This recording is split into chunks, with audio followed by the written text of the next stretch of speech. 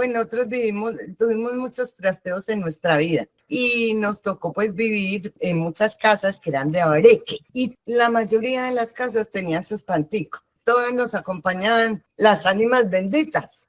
Entonces siempre en todas las casas había ruidos, se sentían pasos, veía uno cosas, o sea, nos acostumbramos casi a convivir con los espantos de esas casas antiguas.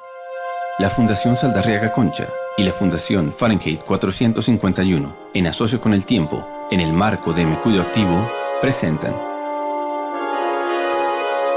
Salón de la Fama, Historias en Yo Mayor, podcast compilatorio.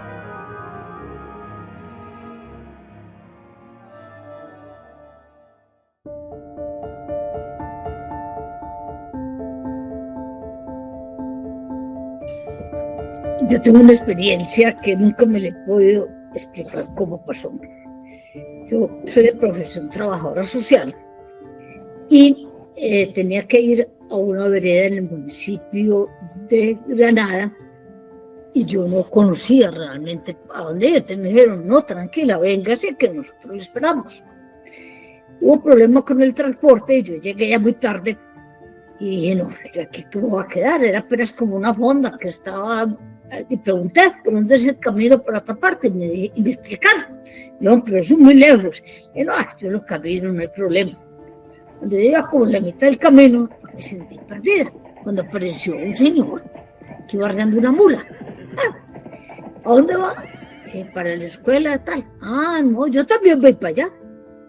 Nos fuimos conversamos de lo que había, de lo que no había. Y por ahí 9 de la noche llegué a la escuela, emparamada. Me dijeron, ¿usted cómo llegó aquí sola? Yo no llegué sola, venía un señor y les explicaba cómo era y la gente como que reía como que yo estaba loca, pero bueno, yo había llegado.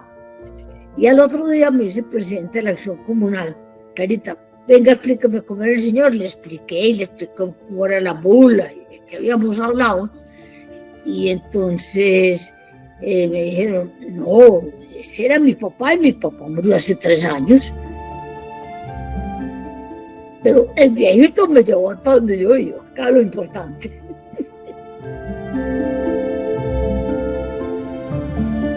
Bueno, yo esas historias de asustos y cosas, yo las viví en carne propia, porque nosotros vivíamos en el campo, en una vereda que se llama Buenavista, del municipio de Chinchiná, y en la cabecera veredal, los viernes en la madrugada, sacrificaban novillo para vender la carne.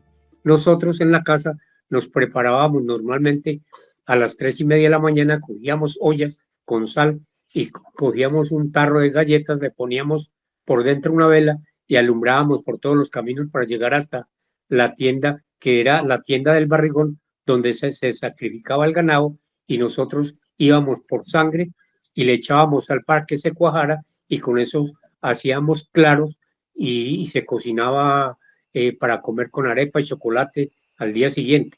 Pero el cuento del asusto es que en uno de esos viernes en la madrugada teníamos que cruzar una falda que nosotros le llamábamos la falda de las Teresas, y era un potrero, y solíamos pasar por entre un monte, y de ahí salía dizque el pollo maligno, y nosotros lo escuchábamos piar como un pollito, pío, pío, y de vez en cuando se nos enredaba en los pies y yo sentía que chapaleaba y me daba con las alas en las piernas. Debo contarles que yo caminaba descalzo porque no había con qué comprar ni zapatos, ni cotizas, ni alpargates. Entonces el animalito, el pollo maligno, nos chapaleaba a nosotros en los pies y nos decíamos el uno al otro, no, dejémoslo para que no nos tumbe y mejor que se aleje. Y nos íbamos conversando, y de vez en cuando otra vez el pollo maligno, y así por partes iba como queriendo interrumpir nuestro camino, nuestro propósito. Pero el hambre era mayor y nos tocaba, por encima de cualquier cosa, llegar a recoger la sangre para el desayuno de la mañana siguiente.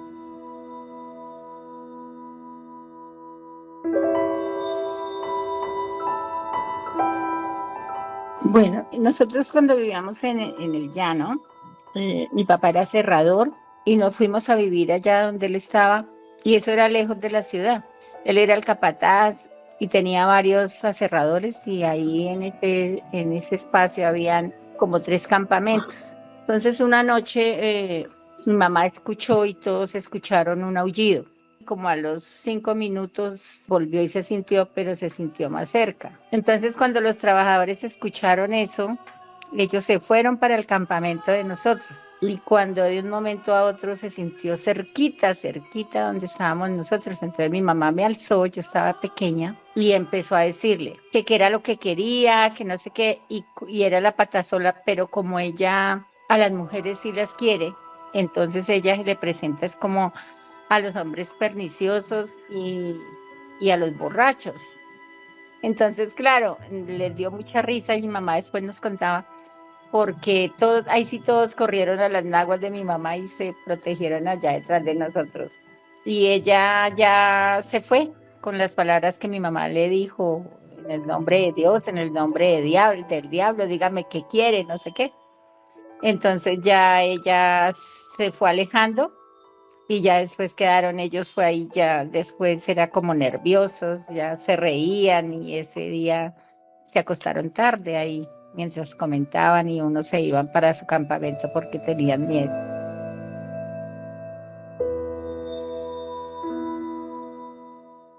Yo cuando me iba para Guapi, yo hice el rural allá, me subí rápidamente a la avioneta y me llamó la atención que en el único puesto que estaba era un hombre blanco, ¿no? Pues allá todos eran, casi todos eran afro. Resulta que el señor era un misionero que iba a Santa Rosa de Saija a hacer sus misiones.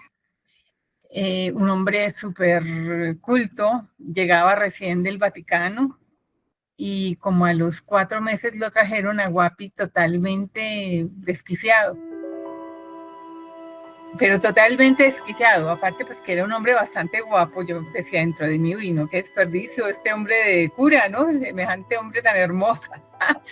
Entonces, cuando lo llevaron allá, pues completamente amarrado, en unos delirios impresionantes, entonces mi auxiliar, que era pues típica de la región de Guapi, me decía, doctora, a ese hombre le hicieron su brujería. Y yo pues totalmente consternada de ver un tipo de ese nivel intelectual, ¿no? Y verlo así, entonces decían que era brujería y que era brujería, que esas mujeres de allá lo querían casar, claro, pues con toda la razón. Y entonces eso fue una de las cosas que a mí me impresionó mucho, ¿no? Y duró mucho tiempo en tratamiento, de pronto la soledad, ¿no? Uno no pueden hacer muchos aspectos, ¿no? Pero fue una de las cosas del amarre, de la brujería que me llamó mucho la atención, ¿no?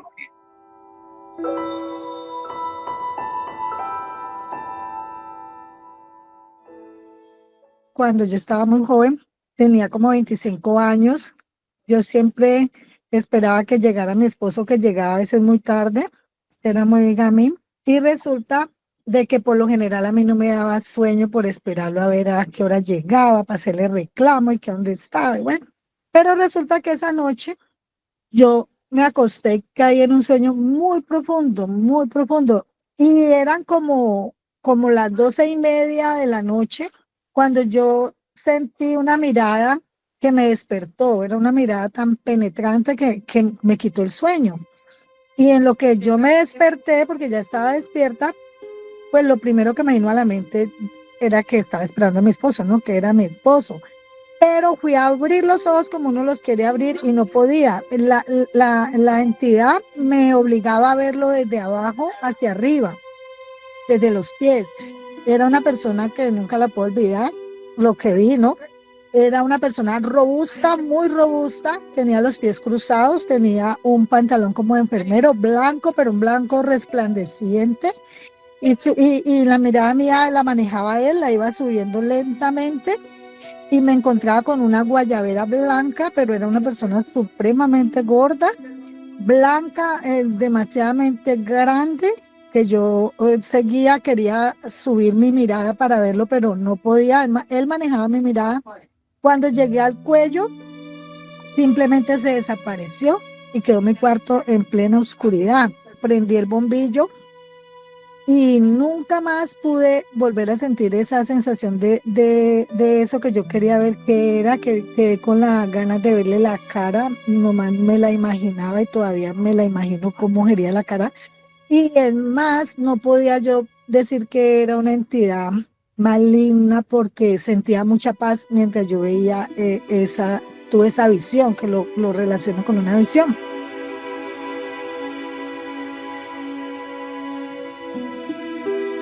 Nosotros vivíamos en el barrio Las Cruces, no había transporte para allá porque es un barrio peligroso, y ahí en la 10ª con segunda, ahí era donde cogíamos el transporte.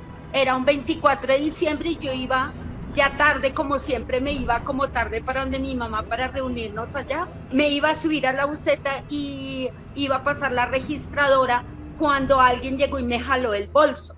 Y yo lo agarré bastante fuerte el bolso y no lo soltaba. Me arrastró, yo no soltaba el bolso y yo gritaba y gritaba. Llegó otro muchacho y el otro muchacho me pegaba para que yo soltara el bolso. Y yo grité y grité. Y cuando yo escuché que le dijeron a los dos muchachos, suéltela o los quemo. Y los muchachos me soltaron y se fueron. Y yo me subí a la buseta y llegué allá donde mi mamá temblando. O sea que para mí que hay alguien, algún ángel, alguien que me ayuda, porque yo solo vi las sombras, vi las sombras de dos personas grandes, pero yo no vi las caras de las personas que me ayudaron o la persona que me haya ayudado. Yo lo único que escuché fue la voz, que le dijeron, suéltela o los quemo, nada más.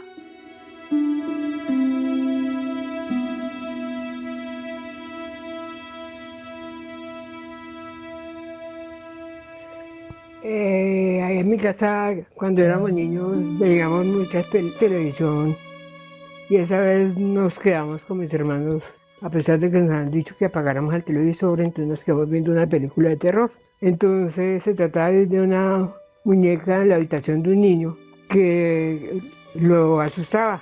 Vimos esa película, yo pasé varias noches sin dormir, toda asustada, y llega una tía mía de Cali y me trae una super muñeca grandísima. Esa me la colocó en el cuarto. Uy, yo pasé unas noches horribles. Esa era esa muñeca más costosa que yo tenía. Y yo empecé a sacar todas esas muñecas de mi cuarto. No aguantaba en mi cuarto figuras humanas. Entonces cuando llegó una niña al barrio, entonces se hizo amiga mía, entonces yo cogí esa muñeca y se la regalé. Mi mamá me puso furiosa. Mi familia, todas, que cómo había despreciado el regalo de mi tía, que no sé qué, que eso era lo más caro que había en la casa. Entonces yo dije, ay, no. Yo eso sueño todos los días con una muñeca grandota y no quiero ver muñecas en mi cuarto. Desde esa época, en mi cuarto no hay muñecas, ni muñequitos, ni nada de esas cosas que puedan atacarme. Eso fue.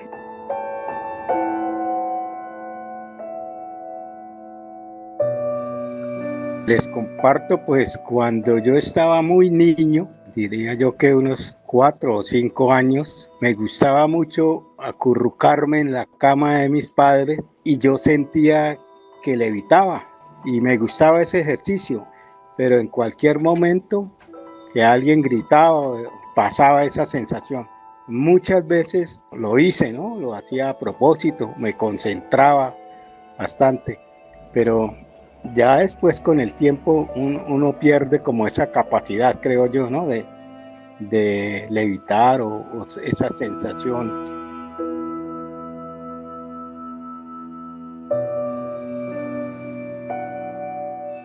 Hace 4 años yo tuve que tomar una decisión que me llenó de mucho miedo. Si ustedes recuerdan, estábamos en la pandemia, en un pico muy fuerte de la pandemia de COVID. Mañana, hace 4 años, como les decía, yo entré muy grave a una clínica. Me había contagiado con mi madre, que había muerto 8 días antes. En ese momento todos teníamos mucho miedo, mucho terror con esta enfermedad. Y en algún diálogo con algún amigo médico habíamos tocado el tema de las famosas intubaciones. Y recuerdo que Juan Luis, el amigo médico, me decía, Fede, eso niñita intubada muy brava, muy difícil. Te digo pues que de 10 que entran, 8 se mueren. Yo entré muy grave en la noche del 30 de abril y en la madrugada del 1 de mayo la médica me despertó, me dijo que me tenían que intubar. Inmediatamente me dijo eso, yo pensé en mis hijos. En ese momento tenía mi hijo 13 y mi niña tenía 11. Yo pensé en mis hijos y fue un terror interno terrible que yo me largué a llorar como un niño. O sea, yo sentí que me iba. Entonces, ese 30 de abril, mañana van a ser 4 años en que yo tomé una decisión muy dura, que me llenó de mucho miedo. Fue una historia pues triste, fue una historia de terror con esta decisión. Si era creyente, ahora soy mucho más, porque yo tuve unas visiones distintas y de una epifanía, porque también tuve un diálogo con el Creador que me permitió estar aquí de nuevo. Y no digo más porque ya me voy a poner a llorar. Muchas gracias.